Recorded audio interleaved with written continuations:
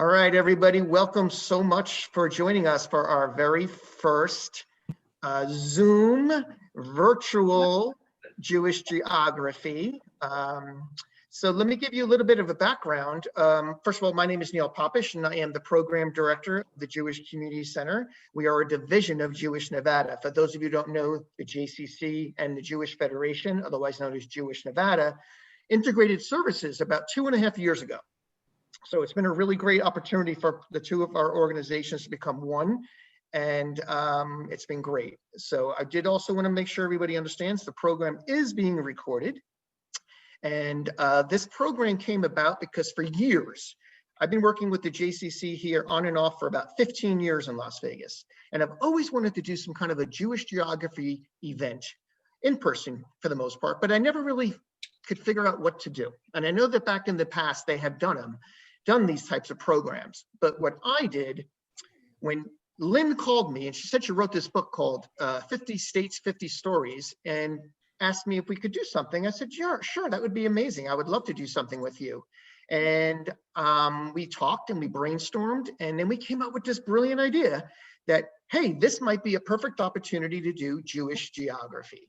We can get folks on here, and we all know that we all know similar people from our hometown. So if you're from Ohio or Michigan, and you say, oh, I'm from Cleveland, do you know Rabbi so-and-so? I used to go to Temple something. I used to go to the bagel shop. And then it starts like immediate conversations. And this was a perfect opportunity to do this. So thank you, Lynn, for coming to me with this idea.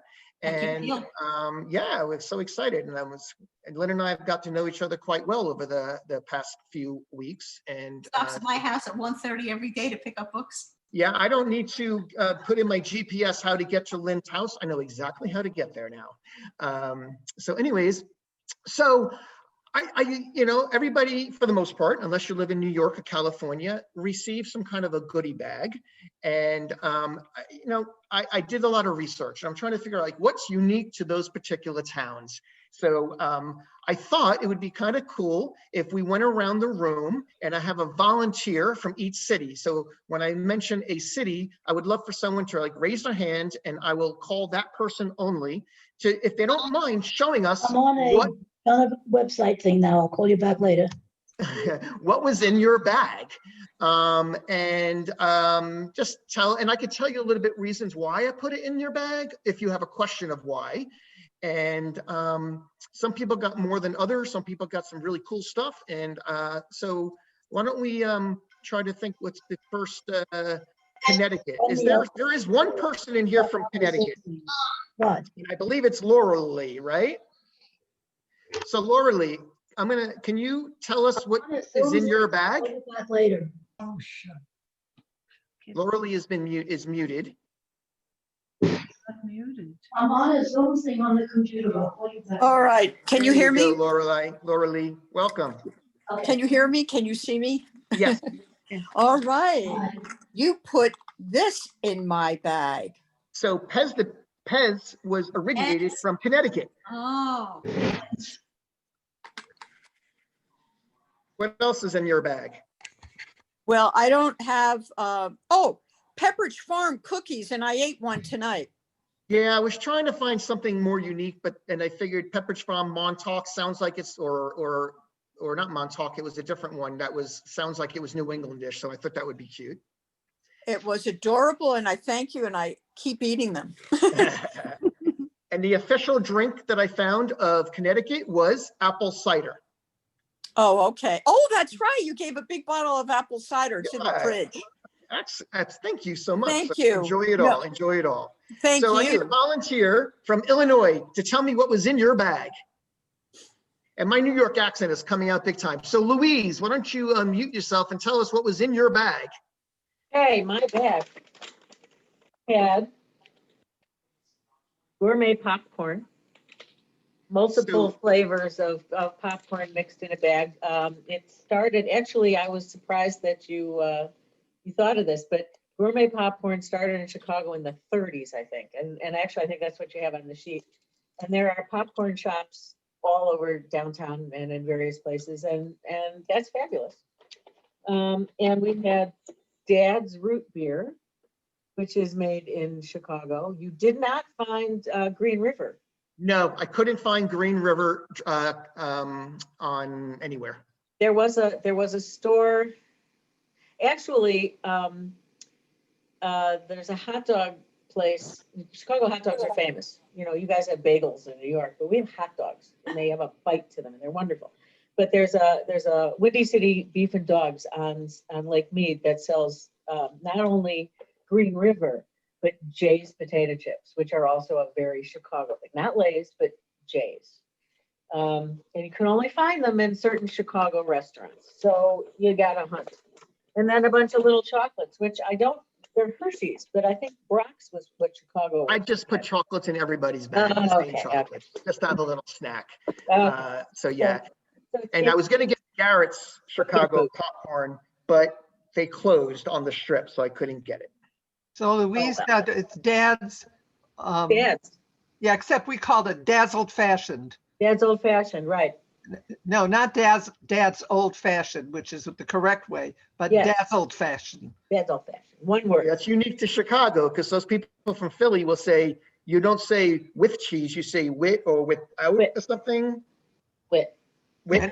And we don't call this soda. We call it Pop. The second half of the word, soda pop, it's pop Pop. in the Midwest. Now, Rabbi Mintz, I wanted you to know that the reason why you got Lifesavers, because Lifesavers was invented and was originated from Ohio, because I know you were also from Ohio. right. Thank you. Thank you. Very good. All right. So now I need a volunteer from New York. We got a lot of people from New York in this group. Okay. Gladys, Yes. why don't you tell us what was in your bag? I had Wise potato chips, and I had Wise popcorn, and I had Dr. Brown soda. So Dr. Brown's, I got my own Dr. Brown's. The whole reason for doing this program is so I can go get myself a Dr. Brown's diet. Now, I prefer the Dr. Brown's cream soda, but I got the black cherry, which was very Oh. good.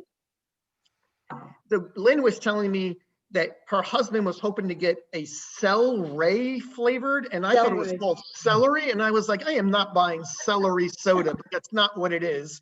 I And- never Good. I don't know about that. And then I wanted you to know, I tried so hard because growing up, my favorite snack in the entire world from New York were Drake's Cakes.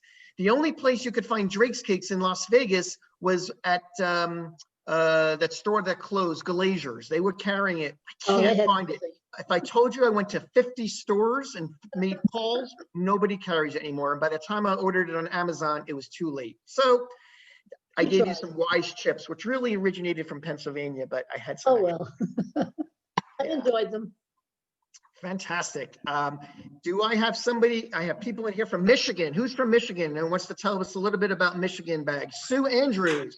Sure. We got, I had Frosted Flakes from Kellogg's. So the reason why you got Frosted Flakes is because Kellogg's originated from Michigan, and Corn Flakes, I think, was the first cereal, but I couldn't find anything besides like a ginormous box of Corn Flakes. So I said, I'll get you Frosted Flakes. My husband was thrilled with the Frosted Flakes. Chips Ahoy cookies. And the only reason why I did Chips Ahoy, chocolate chip cookies are the official cookie of Michigan. So I figured they were popular. I really wanted to get some other snacks. Go ahead. I'm sorry. I'll let you talk. No, that's okay. I was hoping for like Sanders Hot Fudge or something like that. But Oh, no, I don't know. I tried then- finding better made potato chips, but I couldn't Yep. find them. And then Werner's, which is such a treat. That's the ginger ale. It's not the same as like people think of Canadian Dry. It's Not Werner's. at It's all. from- Yeah, Burners or Fago. I couldn't find any Fago drinks. I know that was popular in correct. Michigan. So thank you. They used to call it Red Pop. Oh. The Fago's red. Yeah, cherry. Fantastic. There are a couple of people here from California that received a bag. Some of you didn't because you live there and I couldn't deliver it. Is there anybody in here that was from California that got a bag? Trying to remember if I see anybody. Maybe those people didn't show up.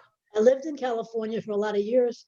Yeah, I but lived you in were a South. New Yorker, so I don't see. So California received, Charlene should have gotten a bag from California. who is Charlene, this? Charlene, Charlene, is she here? I don't know. Yeah, Charlene was one of them, and the other one would have been Ruth Friedman. Is she here? No, they're not here. Okay, so I'll tell you what they received. They received Shasta soda, which is supposedly popular and from California. They also received a really nice box of See's candies, because that's where that originated from. And I don't remember what else they may have received. I can't remember. How about, is there anybody here from Pennsylvania? I know there's a few from Pennsylvania that received. We got Abby. So do you want to tell us a little bit about what was in your bag? You got, you were the only one that received something from Pennsylvania because the other people registered too late. So Abby, and I hope I didn't offend you by putting that big box of tasty cakes in there. You're muted, Abby. Abby, can't hear you. So, hi, everybody. So you killed me because it's the week I was really trying to diet. So what do you give me but the kiss of death, tasty cakes, a big box of tasty cakes. Really problematic. I have 3 dogs that are around me right now trying to get to it. I drank the root beer already, so I can't show you that. Although it's really Frank's soda that is the soda from Philadelphia. There's several sodas, but Wise potato chips. And then I actually had, so I could show you, because I had this in my freezer, because no person from Philadelphia doesn't have this. I have my soft pretzels. Oh, yes. Absolutely. I should show you my mustard too that goes with it, but, and I can't remember if there was anything else in the box. I ate it. No, I don't think so. I was looking for Hires or Barks root beer, because that's the 2 I was told that were the ones for me. I never heard of Frank's. I never saw that in any of my Frank's is research. the black Wishniak soda is the Philadelphia soda. But I mean, short of, I thought it was really funny because you had, is it with the cheesesteaks? And I'm thinking this is like a Jewish event. Do we even admit that we eat them? But the irony is, the 2 places that you had, real Philadelphians actually, we get our cheesesteaks in Atlantic City, but that's, Really? yeah, it's actually the best, because just as everyone from New York says it's the water in our rolls, and the water, what we say down the shore, is better. Or I should say water. Water. Water. Water.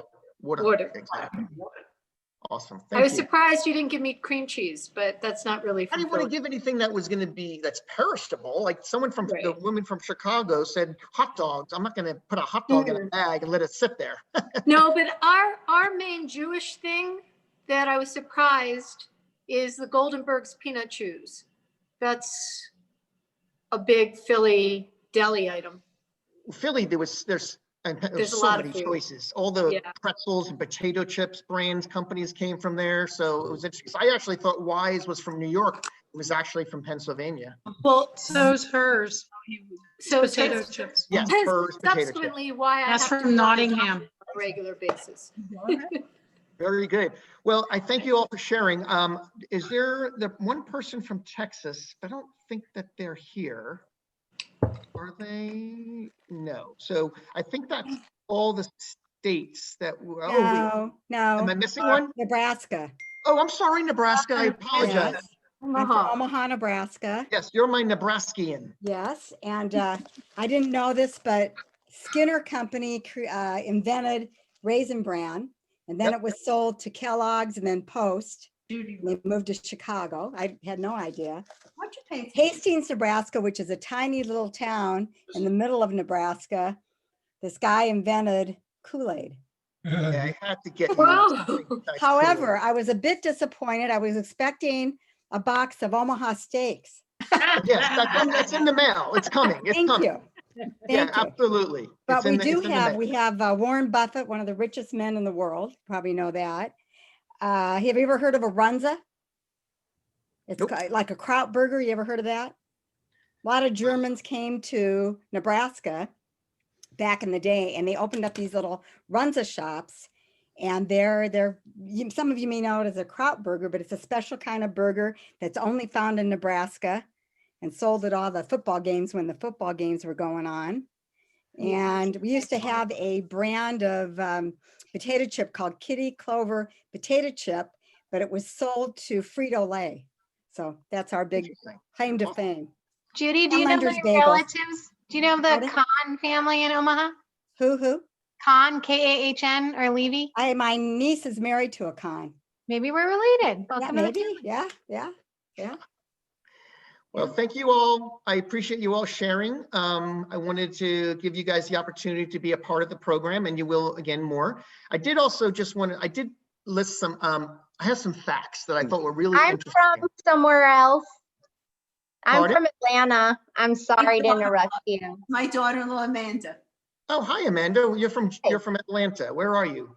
Right here. Oh, hi. Welcome, Georgia. Yeah. Did you want to tell us a little bit about Georgia? Well, Coca-Cola originated from Atlanta. I said peaches, but David seems to think that that's South Carolina, but we have Georgia peaches. And everything in Georgia is Peachtree this and Peach Drive and Peach Street and everything. Exactly. Yeah. Yeah, isn't Pepsi like a bad word there? Like Yes. everything's Coke there. Disgusting. Peanuts? Peanuts. Yes. Peanuts. Well, Absolutely. thank you. Thank you for sharing and being a part of this.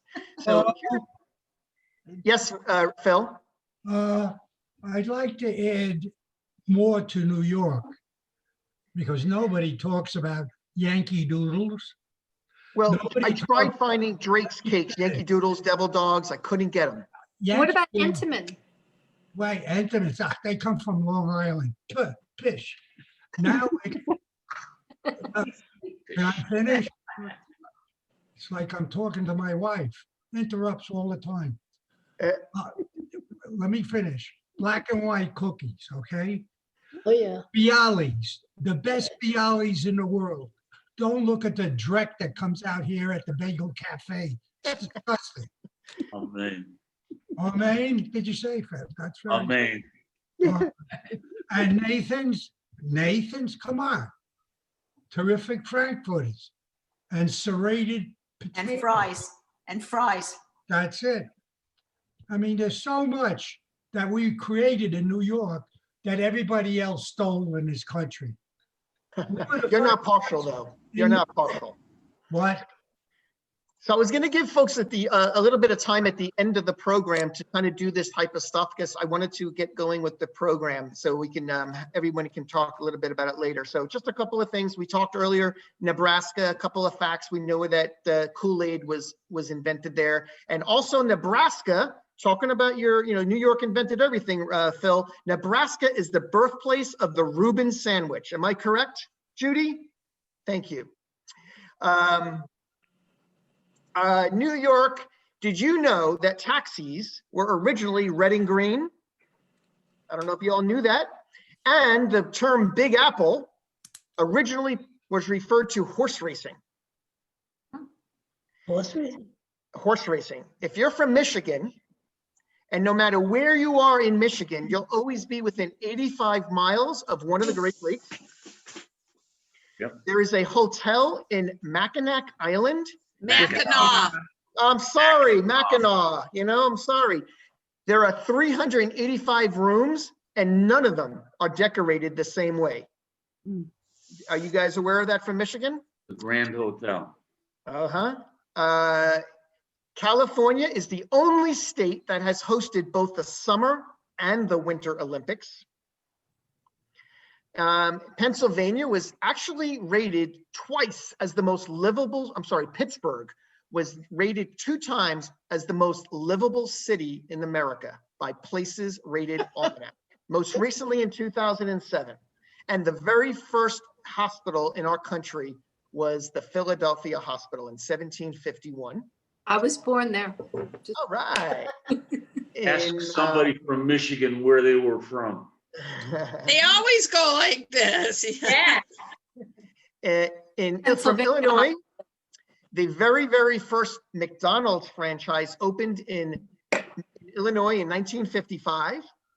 And Illinois was the very first state to ratify the 13th Amendment, which officially ended slavery. Connecticut invented Pez dispensers and also was the very first place where a hamburger was created. Polaroid cameras were created in Connecticut, as well as color television. And I have some stuff from Texas, but I'm gonna skip it because they're not here, except that Dr. Pepper was invented in Texas. Now, I don't have anything from Georgia, sorry, but if you want to tell me something about Georgia, you're more than welcome to. Nope, she doesn't. Very good. All right, so now we're going to go on with our program, and I have some questions that we're going to ask about the book to Lynn, and then Lynn's going to kind of take it over after that. I don't want to hog this entire thing. So I'm not sure if any of you have read the book or read parts of the book, if you got it, but you'll have an opportunity to ask some questions as well. So Lynn, I'm going to highlight you on here right now so you could, everyone can see you if that is okay. So there you are. And I got a few questions that I found out about the book. So Lynn, I was amazed by your story of the Nashville students being at your house on 9/11. It must have been terrifying and confusing for them all. How fortunate that those students were safe at your home. Can you tell us a little bit about that and how many days they were at your home before they were able to secure a bus home? Well, that was a situation where we had about 20 youngsters from a Montessori school at which my stepdaughter was the assistant director. And they were coming here on their way to a national park trip. They came on a Sunday. They came Sunday night and they were extremely well behaved. We had them sleeping in sleeping bags outside in the backyard. And we fed them and we did some video games, and they were supposed to leave the next day for the Grand Canyon. And the next day was Tuesday, 9/11, and all hell done broke loose. So they were here and their parents were trying to get in touch with them and make sure that they were safe. And the two directors that were here were trying to get transportation out of Las Vegas so that they could get the kids back to Nashville. And it was an all-day endeavor. There were people who were actually renting cars to get out of cities, and there were no cars to be had and no buses to be had. And after a lot of effort, my stepdaughter managed to get a bus company to come and to pick them up, and a couple of parents met them, and it was really quite something. And the fact that at least they were able to be, safe with people who were responsible, I think made the parents feel somewhat better. I bet. That they weren't with them. What an amazing fortunate for them. I couldn't help but being touched by Ria's story. I'm curious, how long did it take for Ria to agree to Steve's ask of them being a we?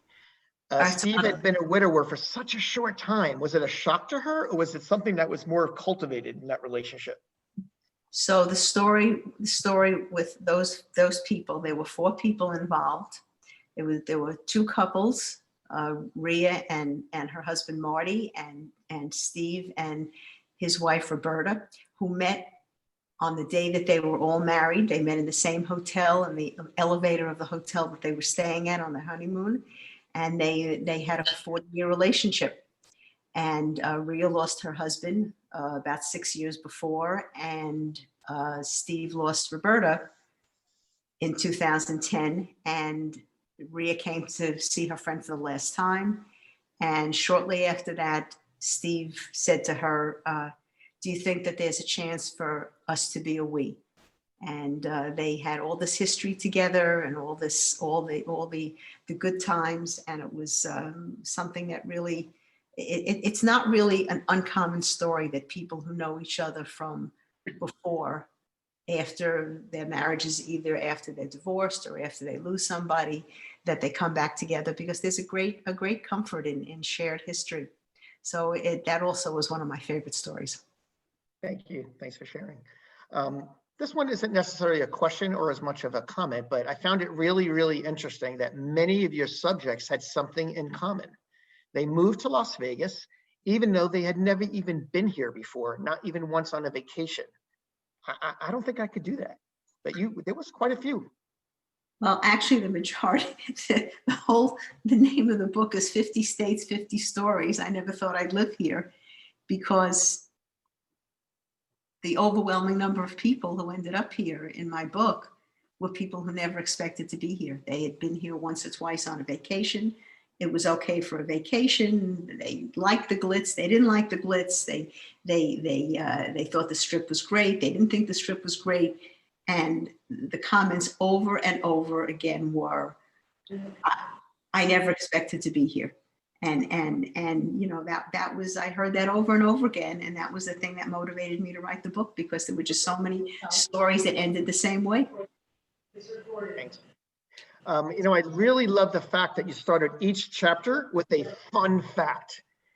Is there a particular fact that you could think of that surprised you the most about one of the states? Well, I'm going to go back to my friends from Nebraska and learn that there's a place. Judy told me that there's a place called Carhenge. It's the fun fact in the beginning of the chapter of Nebraska. I have a thing for old cars, and this is a place that's modeled after Stonehenge. And they take old cars, they turn them upside down, stick them into the sand, and they paint them gray. And it looks from a distance, you know, kind of like a Stonehenge model. I thought that was really unique. It's in Alliance, Nebraska, which I think is in the northwest corner. Correct me if I'm wrong, my friend Judy. Right. That's cool. Thank you. You know, one of the things I also noticed about the book, losing my train of thought. I had a comment about it, but I'll come back to it. I couldn't help but being touched by Henry's story, the Holocaust survivor, and how he came to find his sister after being apart for so many years. Have you had the time? Have you had the opportunity to talk to other Holocaust survivors? Well, I've had some experience with Holocaust survivors through the Jewish Film Festival. Often there are films about the Holocaust, and Josh Abbey has people there who are Holocaust survivors, and they get up and sometimes they speak. But I had a personal experience with Ben Lesser a number of years ago. For a number of years, for 17 years, I was an assistant principal in the school district, and I had a teacher in one of my schools who was teaching 5th grade and was teaching the Holocaust and wanted to see if he could get a Holocaust survivor to speak.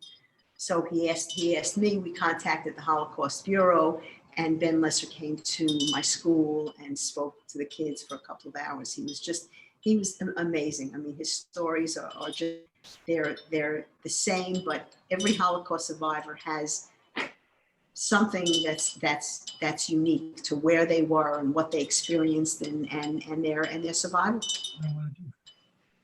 So what inspired you to write the book? What inspired me to write the book is that I came from Long Island, and I grew up in Valley Stream and went away to college and came home and got married and lived in Oceanside for 25 years, had 2 children and taught school. And that was what most of my friends were and did. Nothing wrong with it, but that was the majority of my friends were teachers. We all had 2 or 3 children. We carpooled together. We did Hebrew school, soccer games, all of that. And that was, you know, that was my comfort level. When we moved here, I started listening to stories. I was intrigued by the stories of how people came here. And people came here for a variety of reasons. And one of the things that I really loved was the diversity of the people.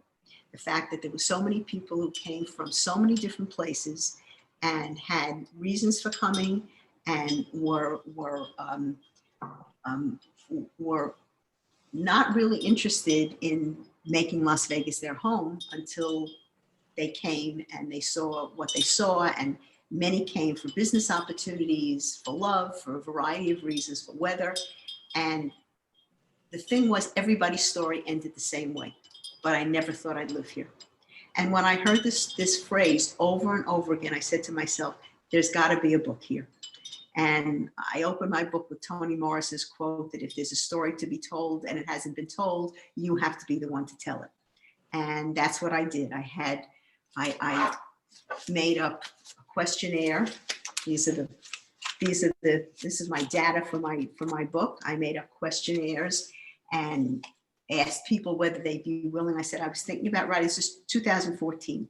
I was thinking about writing a book. I'm thinking about writing a book. Would you be willing to fill out a short form and tell me about what brought you here?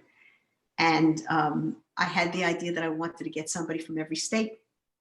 So as I got the stories, I compiled them, and I thanked people. I skimmed them, I read them, and I took them and I put them in a standing file on my desk. And I had no idea what I was really going to do with them. I mean, I said I wanted to write a book, but I didn't really know.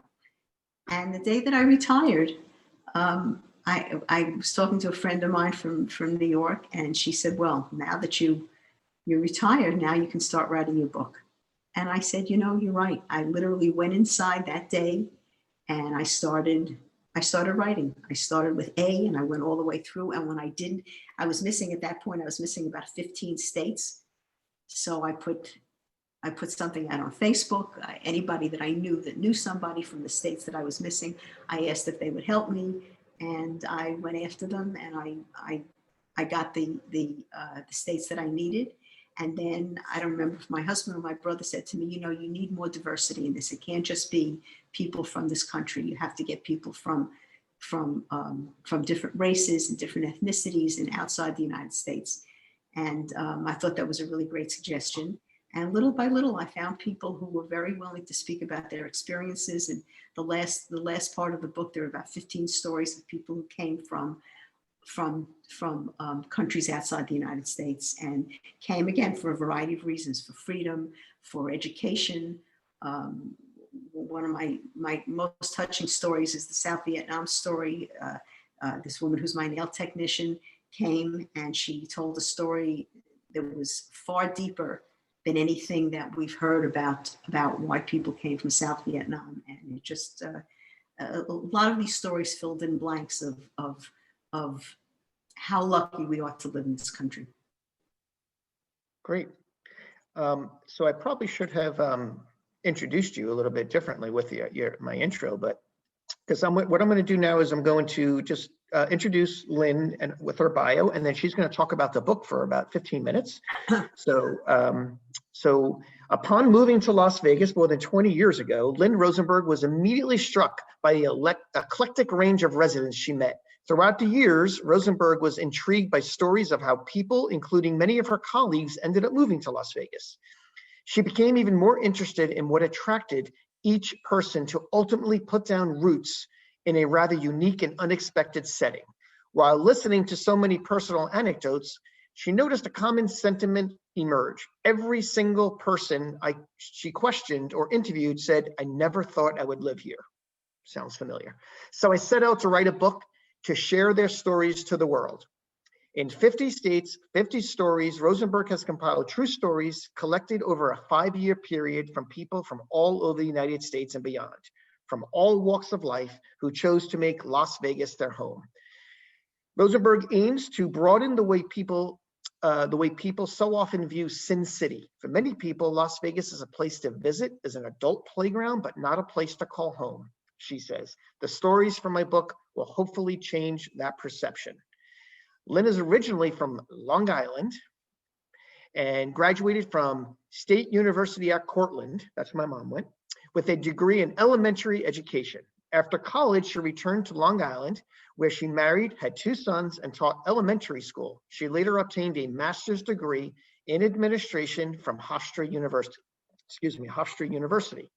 In 1999, she and her husband, Ron, moved to Las Vegas after she accepted a job as an assistant principal. She worked in administrative roles in education until her recent retirement. Still residing in Las Vegas, Rosenberg enjoys reading, hiking, movies, travel, and spending time with her 6 grandchildren. Lynn, take it away. Okay. First of all, I want to thank Neil for putting in so much effort to make this work. He really had the ideas. We talked about it together, but it was really his concept, and the fact that he filled the goodie bags and picked up the books and got the people online. It was really, really very, very, very admirable, and I'm very appreciative of it. But I think next time we should just not even call it Jewish geography. We should call it just Jewish food, because you see how interested in Jewish food people are. All right, so I think I would like to read a few paragraphs from a couple of paragraphs from several stories, and I'm gonna do them in groups of a kind of a category. I'm gonna start with the story. I'm gonna start with the story of Rhea and Steve, which you heard, but I'd like to tell you her own words about this. In her own words, her move to Las Vegas was made more by heart than head. It was a bold move for Rhea, leaving the life of family, friends, and security. This was the beginning of a second life. Rhea told me Vegas is known to be a city of chance, and I took mine by moving here to be with Steve. There is an old saying that out of bad, something good will emerge. Both Steve's and Rhea's spouses lost their battles to cancer, his in 2003, hers in 2010, leaving devastated spouses. When Steve called and said, "Do you think there's a chance for you and me to be a we?" Rhea was shocked. Now, 9 years later, it turned out to be a very wise and happy decision for both Rhea and Steve. When Rhea was asked how she knows they are living in the right city for them, she responded, "You wake up each morning with a smile, knowing you don't want to be anywhere else." She also said that she looks forward to returning home to Las Vegas after a vacation. That's a love story. So another love story is my friend Kathy, who's on the Zoom. Kathy lived in both Michigan and Pennsylvania. And in her own words, Kathy had never been to Las Vegas before, but she had a cousin who moved here to attend the Le Cordon Bleu College of Culinary Arts. That was her only connection to Las Vegas. After their respective divorces, Kathy and Denny connected. Kathy knew Denny through the Jewish community and synagogue in Lancaster, Pennsylvania. They both had children the same age and knew the same people. Both Kathy and Denny wanted to leave their hometown, and they discussed places to live. Phoenix came up, but Denny found work in Las Vegas selling X-stampers to businesses, libraries, and offices. So Kathy came to Las Vegas to be with Denny and see how Las Vegas suited her. Kathy came without any game plan. She was running away from her old life, looking to begin a new one. She had no commitment, no job, and she stored all her furniture for a time in case it didn't work out. Kathy states, "Not only did I gamble on living in a new city, not knowing anyone, but I gambled on a relationship." So that word, even though there aren't a lot of people who came here for gambling, very, very few in my book, the word gamble and the word chance comes up over and over again. And I don't know if that's a coincidence, if anybody that moves to a new city, whether they would use chance also, but that word came up again and again. So people who came obviously for jobs. This is a lady from Minnesota. Lydia lived in Clearwater, Minnesota for 23 years and owned her own party planning business. She worked as an event coordinator for local community events and planned children's birthday parties. In 2011, her boyfriend asked her to move across the country to Newport Beach, California for a company merger. They packed their belongings and made the big drive only to find out that the deal had fallen through. However, they decided to stay in California, and her fiance built his own company from the bottom up. That was the good news. But his accountant told him that he should move to Nevada to save money on taxes. So after 8 months, they packed up again and moved to Las Vegas, got engaged, and bought a home. So the taxes, again, taxes come up again and again, and the weather comes up again and again. And many, many people came for jobs. One of the stories that I really enjoyed writing was the element of surprise. This is a story about a teacher who was a teacher who now is a librarian in Clark County School District. I met her in one of my schools. And she talked about leaving New Mexico. She lived in New Mexico for her whole life and came here about 15, 20 years ago and really didn't like Las Vegas at all. This is where the surprise comes in. When asked what she found surprising about living in Las Vegas, she said something very profound. Up until the Route 91 Harvest Festival mass shooting, at which 58 people died and over 500 were wounded on October 1st, 2017, she never considered Las Vegas to be her home. However, after the outpouring of help through donations, blood drives, and many stories demonstrating how people went above and beyond expectations for victims and their families, Nikki felt grounded. She felt appreciative of community support. So that was, she really didn't feel connected to the city until this happened. This is one of the few gambling stories, but this is about a lady who came from Washington State. After high school, Jessica got married and lived in several places around the United States. After she and her husband divorced, she attended college in her 30s, majoring in mathematics. Because the employment market was so poor when she finished college, she did something very unusual. A retired mathematics professor proposed that they become partners, doing something that was relatively new and just being successfully refined, card counting blackjack players. They formed the MIT Blackjack team. They were so successful that for a significant period of time, Jessica was achieving win rates 2 standard deviations above the norm. When you are successful at blackjack, you don't become famous, she quipped. She developed parameters to play, and she didn't want to play for visibly outrageous sums and attract the worst maneuvers of the casinos. They were in the process of switching from beating people up in the back rooms to charging them with trespassing. They absolutely don't let you play if you know how to play a winnable game, she said. During this time, she flew in and out of Las Vegas every month and got to know the city as well as a resident or a dedicated tourist. The reason I read this story is because it's one of only 2 stories where gambling is really mentioned. And this is one person who came for gambling. One of the stories about the weather, weather combined with sports.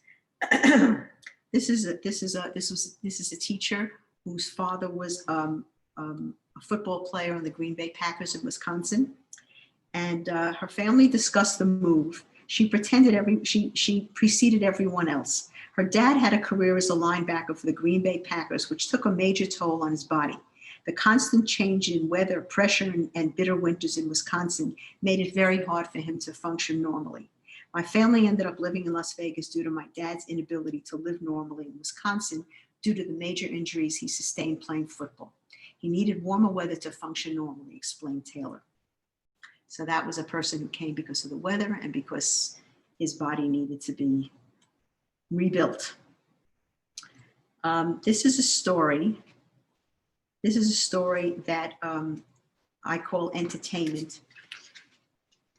This is a story about Michelle Johnson. I don't know if any of you have heard that name, but Michelle Johnson is somebody who's a singer in Las Vegas. We saw her about a year ago at the Cabaret Jazz. She lived in many, many places, and the way she came to Las Vegas was really interesting. I'll read you a little bit of her story. Michelle attended Yale as her parents wanted her to become a lawyer. However, her love for music as well as her talent grew in New Haven, where she changed majors and entered the Yale School of Music. This led her to connections at New York City after college. She did some recording and met some crazy characters, or as she refers to them, assholes in her industry. This transition to the song, this was a program that she did on Carole King's album Tapestry, and she wove her own story through the songs. And it was really a very interesting presentation. This transition to the song of Slapwater Jack about unsavory characters in New York who were dishonest and difficult to work with. Later, she was given the opportunity to sing with Gladys Knight, which was her dream, and that brought her to Las Vegas, where she was able to get steady work initially at the Golden Nugget. Since then, Michelle has performed with many talented singers in Las Vegas and is a regular at the Smith Center. Miss Johnson joked that one of the great benefits of life in Las Vegas is that when you wake up in the morning, your car is still where you parked it. All the New Yorkers in the audience understood that and laughed. So that's entertainment. I'm going to read you one more story, the Henry Kronberg story, to which Neil referred, about how he came to live in Las Vegas. So after the Holocaust and his horrible experience there, he moved to New Jersey, married, and the story picks up there. After the life he had led in the camps, he knew that his mother had perished, but he still never knew the fate of his sister.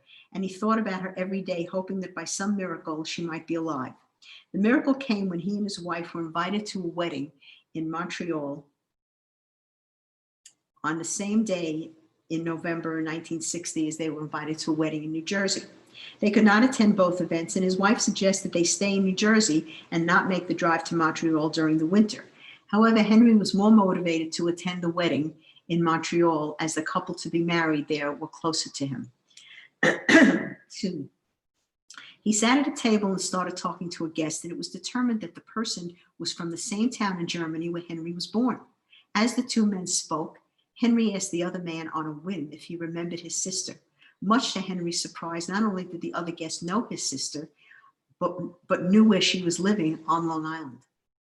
Due to the fact that his sister had an unlisted phone number, Henry had a very hard time finding her until he begged the operator to help him, telling her his story and the need to find his sister. The operator complied, and Henry went to Long Island to find his sister, who ironically was packed and about to move to Las Vegas, of all places. Henry and his family followed her, and he's lived here since 1961. Making a very meaningful life for himself, all along believing once again that circumstances directed him. Thank you for sharing. You know, what I wanted to say earlier, and we'll get to your questions in a moment. One of the things that I really enjoyed the most about reading this book, because I've been working in the Jewish community for so long, was trying to figure out who these people were, because you used only first names. So I'm reading and I'm like, is this so-and-so and so-and-so? It was like a little fun little game I was playing in my head. So I appreciated that. So anyhow, I'm gonna put everybody here. Whoops, I'm gonna make sure that everybody has the opportunity to be on now. I thought I want to make sure everybody can be on gallery view so we can see each other. So if you have any questions, raise your hand. I will unmute you, and please feel free to ask your questions to Lynn. And there is a couple of questions already in the chat that I will ask. The first one was from Judy, and she said, what was the most unusual reason someone moved to Las Vegas? Oh, most unusual reason. Well, I think that I had somebody who moved to Las Vegas because he was a bus driver and he did national park tours, and he liked living in Las Vegas because it gave him a base from which he could go to all the national parks, to drive the bus and to go to all the national parks. The story with that is that he drove a bus, and on many of the trips, there was a tour guide on the bus. Well, they fell in love, and on one of the trips, he asked her to marry him, and she said to me, she's in the book, and she said to me, apparently the altitude must have gotten to us on one of the trips, and they married. And she was from Massachusetts, and he was from many states, but I opened the book with him, Alabama and Arkansas. So that was an interesting reason for being here. Well, I think we have a better reason that Gladys answered that question for us in the chat. She moved here because as a result of a compass point. Oh. You want to tell us a little bit more about that, Gladys? A compass point.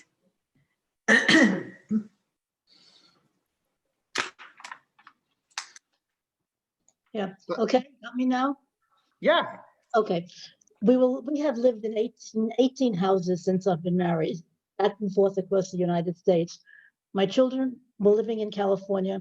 We were living in Connecticut. I wanted to move. We had a business. My husband said, I'm not putting the business in California because of the taxes. But if you put a compass point in the map where they live and draw circles, the first city you come to outside of the state of California that has a synagogue, we move. This is where we ended up. We moved here knowing nobody. This was about 27 years ago. It's awesome. It's awesome. And by the way, I went to Hofstra, Lynn. Oh, I went to Hofstra. I graduated there in 1954, okay. long before you went. Not so long, but okay. Are there any other questions? Raise your hand if you do and unmute yourself, or I'll do that for you. I don't see any hands up. Oh, here's a question. Oh, I don't have the gallery view. Laura Lee, I think you could do it yourself. When you, on the top right, you have a view, you can click, change your view. So it says gallery view as opposed to speaker view. Can you, okay. So if there are no other questions at this right now, what I'm going to do is I'm sorry, Gary has a question. Lynn, talk about how you ended up putting the book together and how you ended up with all the illustrations and kind of the layout of the book, because it's a really, really interestingly laid out book and pretty unique. So it's a kind of an interesting story. Oh, okay. So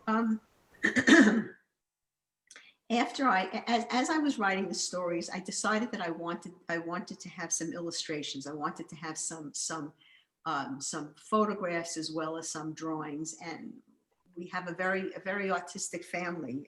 My husband's sister and brother-in-law and nephew are all very artistic. I have a hairdresser who's very artistic, and they did sketches for me. I lifted out certain phrases, certain things that I wanted to highlight. One of them was a cute little thing I can show you. One of the things was a Connecticut story. Let me see if I can find it. Here, a Colorado story, and the woman writes, I love having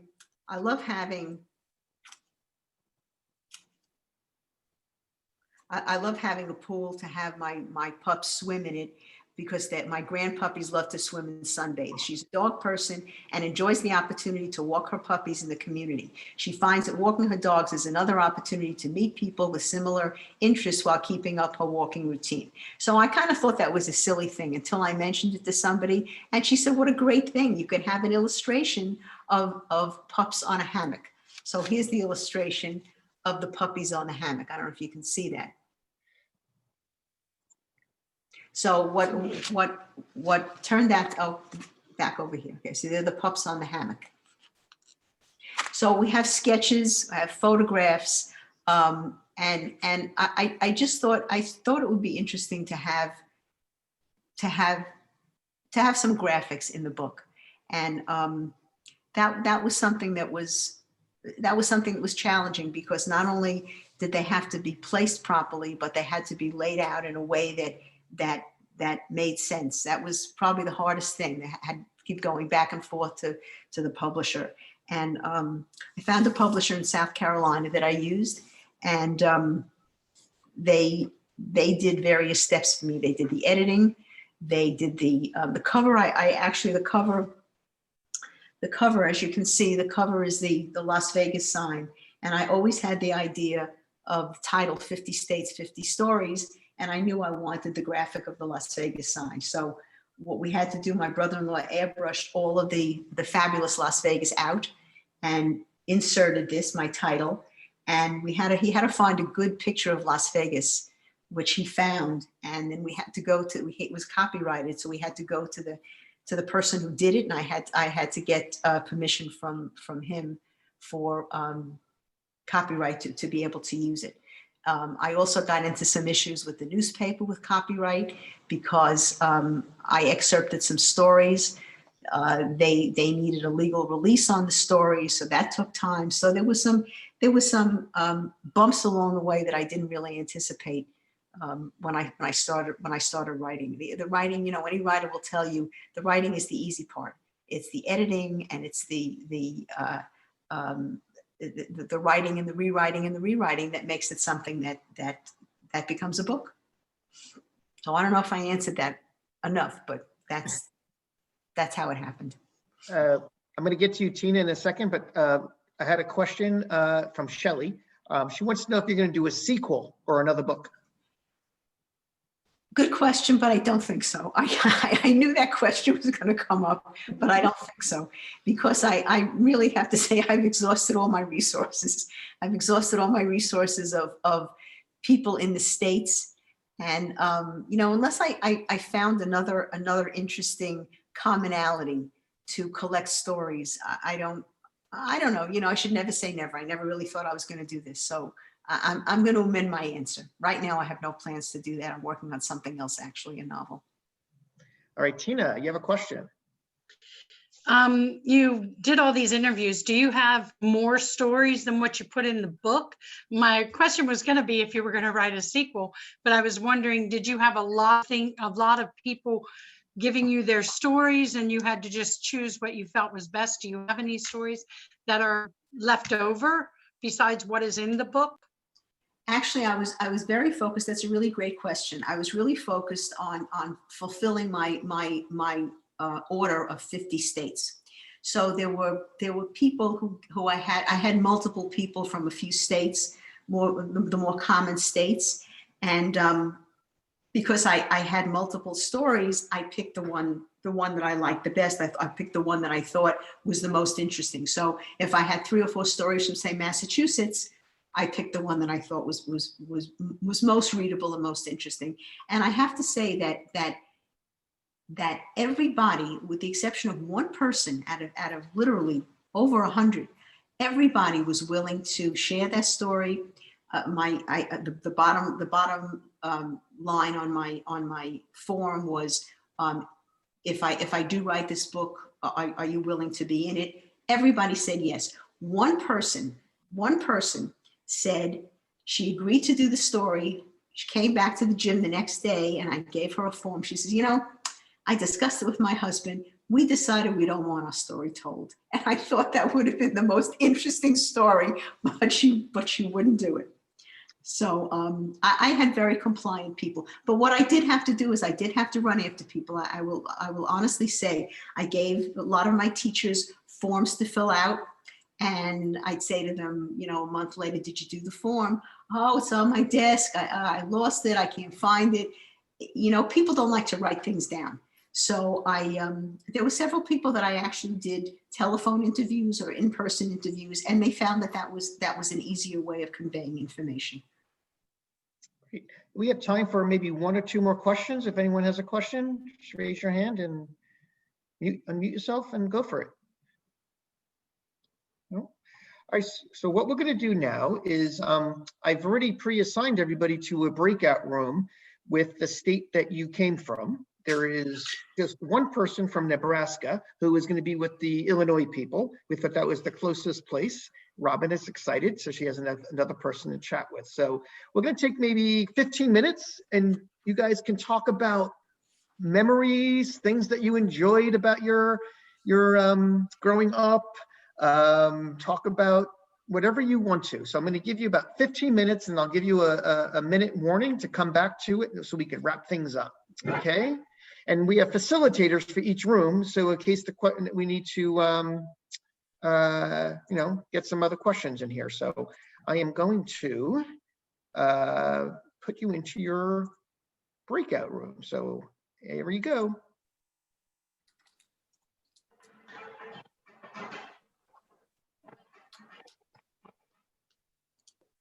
Huh?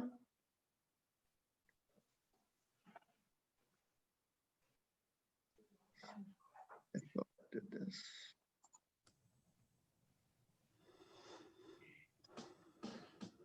It's not quite working, so I'm going to be placing you into your rooms right now. Sorry for the mistake here. I thought I did it right.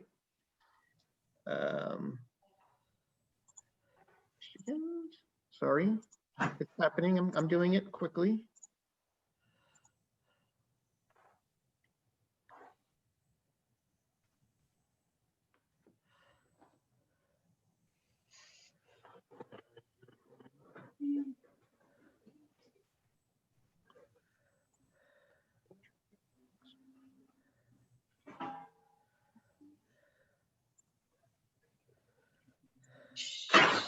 I'm actually, Sorry for the delay for some of you. I'm working on it.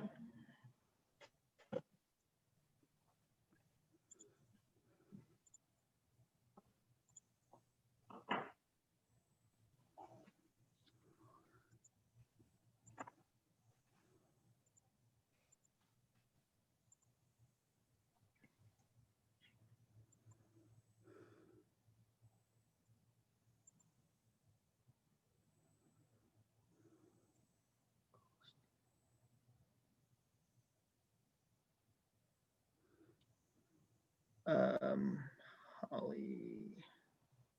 Holly Drucker, are you in this room right now? Or Shelley?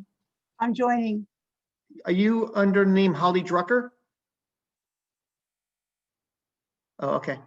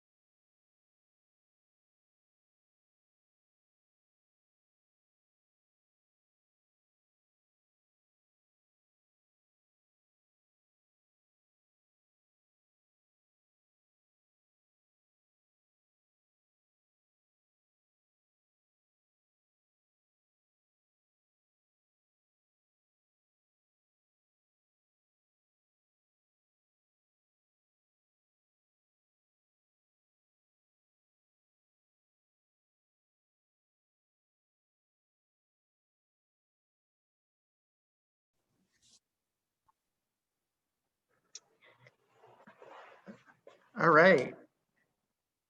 So hopefully everybody had an opportunity to connect with folks and maybe had some fun, interesting stories and similarities.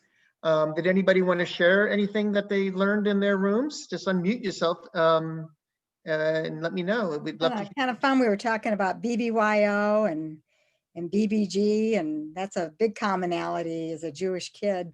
I bet. Especially being in Nebraska with a small Jewish population.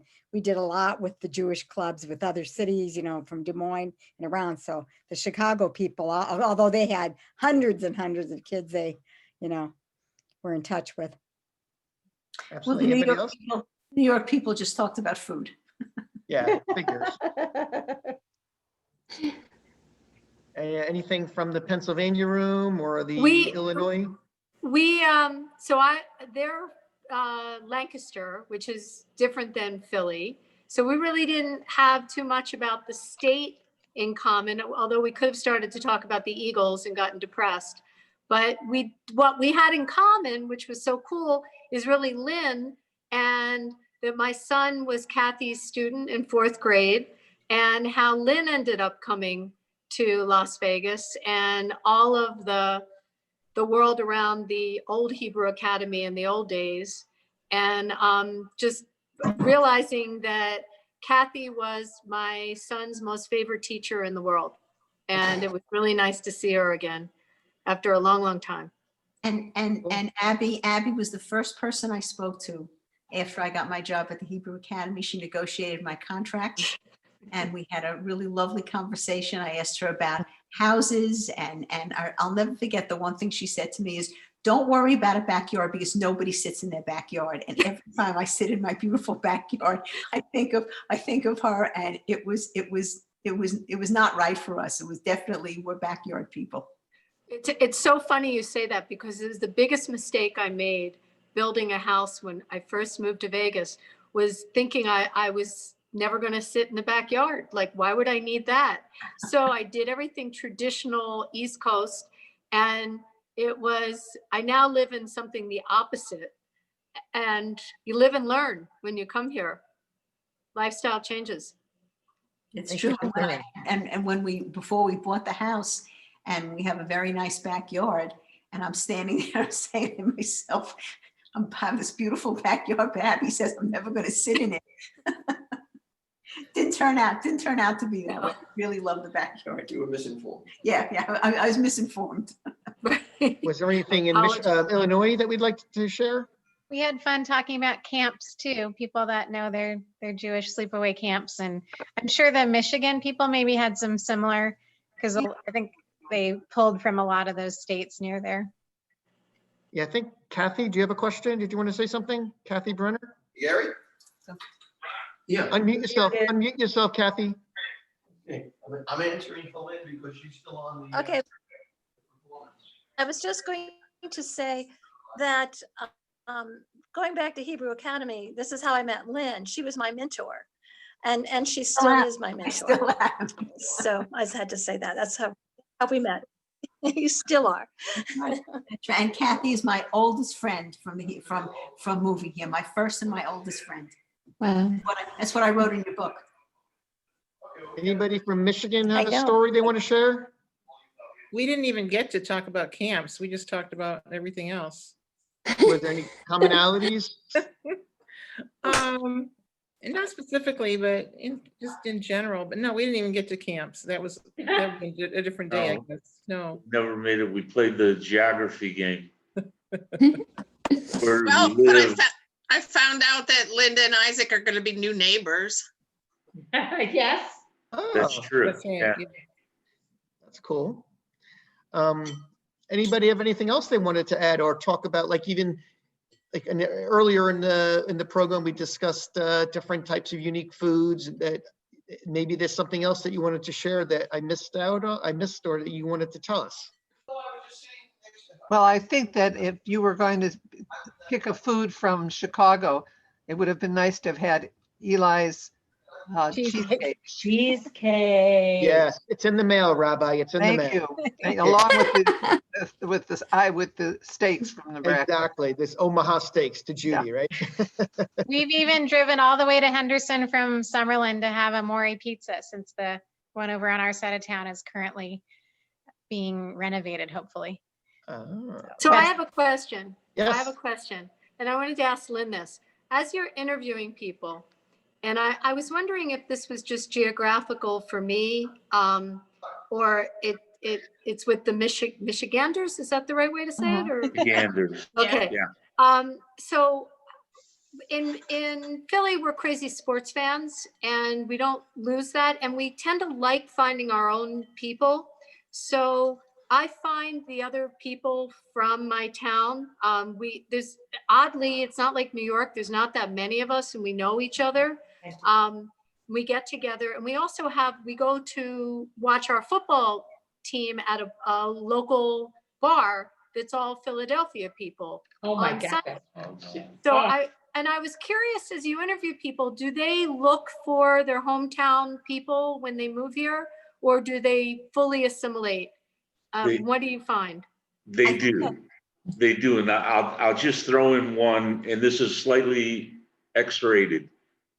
But when we first moved here in 2001, being a lifelong Lions fan, unfortunately. Sorry to hear that. We couldn't find anywhere to watch a football game. And the only place that we found was this little strip bar. That's true. On Boulder Highway. Boulder Highway. So we could, my wife and my oldest daughter and I would, because my oldest daughter's a nut job I created in sports. So we would drive down there, and during intermission, in between quarters and halftime, they would strip. That's hilarious. We would all leave the bar. Here's your new book, Lynn. We could write a book about strange places you take your daughter. Oh my God. Yeah. You know, when I was Absolute. reading the book and read the Green Bay Packer story, I thought of Robin, because Robin and her husband own a bar that's a Packers bar, and there was always a gentleman that used to go. He passed away a few years ago, and I was like, I wonder if it's the same guy. Unfortunately, being from Chicago, the Packer fans showed up one day and never left. So it's not my fault. I'm from Chicago. Which bar was it? I might have been there. We're Jacksons on Flamingo and Jones. Okay. Your daughter's been there. Your son-in-law's been there. Yes, they have. I'm from Chicago and born and raised a Bear fan. I used to watch Bear games and go to Bear games with my father. I am married to a Chicagoan who is a Green Bay Packer fan since he was 7. Right. That's against the law. So That's I against think the law. Marriage. Pardon me? It's a That's mixed against marriage. the A law. mixed marriage, but I have had to become a Packer fan. We've been married 23 years, and over the time, when the Bears play the Packers, it's really hard. And this coming Sunday, the Bears and the Packers are going to play, and I don't know what to do. You should just wish that your team was playing my favorite team, which is the New York Jets, who is 0-11. That's right. And I've had the experience of watching football with Louise, and I'm amazed at how much she knows and how smart she is. And she was really right on, spot on. I've been watching football since I was about 6 or 7 years old. It was a way to spend the time with my father. He worked all the time. I could watch football and baseball with him.